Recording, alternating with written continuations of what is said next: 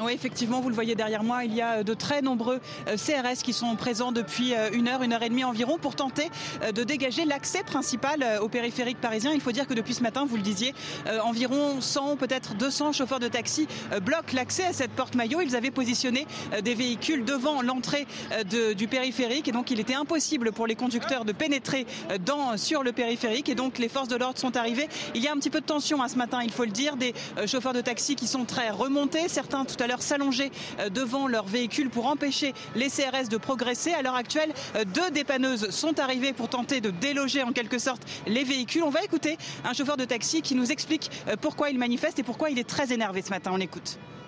On n'a pas été écouté et parce qu'on est totalement abandonné des services publics, du pouvoir, de ce qu'on veut, j'en sais rien. Moi, j'ai acheté une licence il y a 1 an parce qu'on m'a dit si tu veux être taxi, tu dois acheter la licence. Je l'ai acheté à 242 000 €. J'ai acheté une voiture, etc. Je me suis endetté sur 10 ans, 300 000 €. Donc je suis pas assis sur un tas d'or comme j'entends tout le temps.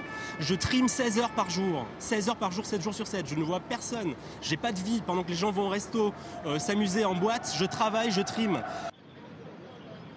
Au moment actuel, l'accès au périphérique se fait au compte-gouttes. Quelques voitures sont autorisées à passer par les conducteurs de taxi. Mais au moment où je vous parle, il y a toujours de très nombreux CRS qui sont positionnés ici pour tenter, une fois pour toutes, de déblayer l'accès au périphérique.